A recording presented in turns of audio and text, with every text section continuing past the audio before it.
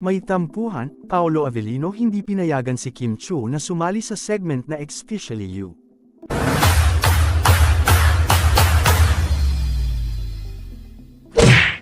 Kamakailan lamang, nagkaroon ng kontrobersya sa sikat na noontime show na It's Showtime, nang hindi tumuloy si Kim Chiu bilang searcher sa segment na Especially for You. Ayon sa mga balita, pinigilan siya ni Paolo Avellino, na nagdulot ng iba't ibang reaksyon mula sa mga manunood at mga taga-subaybay ng show. Nakatakda sanang lumabas si Kim Chiu bilang searcher sa segment na Especially for You. Ngunit sa di inaasahang pagkakataon, iba ang naging takbo ng mga pangyayari. Si Michelle D ang pumalit sa kanyang pwesto, na siyang nagbigay daan sa maraming haka-haka kung bakit nagkaroon ng biglaang pagbabago. Marami ang nag-akala na si Kim ang magiging highlight ng segment, kaya naman maraming kalalakihan ang nag-audition sa pag-asang siya ang kanilang makakatagpo.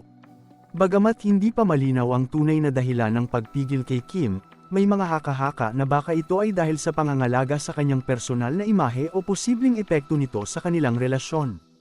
Ang mga ganitong uri ng desisyon ay hindi bihira sa showbiz kung saan ang personal na imahe ay maaaring maapektuhan ng mga lumalabas na issue. Ang hindi pagpayag ni Paolo kay Kim na lumahok sa nasabing segment ay nagdulot ng iba't ibang reaksyon online. Karamihan ay nagpahayag ng pagkadismaya dahil sa nasayang na pagkakataon na makita si Kim sa isang bagong papel. Gayunpaman, may ilan din na nagpahayag ng suporta, anuman ang maging desisyon ng dalawa, sapagkat maaaring may mga bagay silang pinoprotektahan sa likod ng kamera. Ang ganitong mga isyu ay maaaring magkaroon ng pangmatagalang epekto sa kanilang propesyonal na relasyon at sa paraan ng kanilang pakikitungo sa isa't isa sa mga darating na proyekto. Mahalaga sa showbiz industry na mapanatili ang positibong relasyon hindi lamang sa harap kundi pati na rin sa likod ng kamera. Sa kabila ng mga kontrobersyang ito, patuloy pa rin ang suporta ng mga tagahanga kay Kim at Paolo.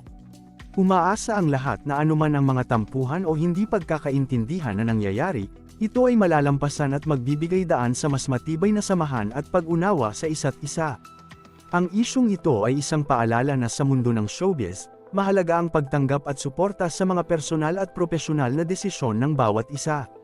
Ang pag-unawa sa dinamika ng kanilang relasyon at ang mga hakbang na ginagawa para protektahan ito ay esensyal para sa patuloy nilang tagumpay sa industriya.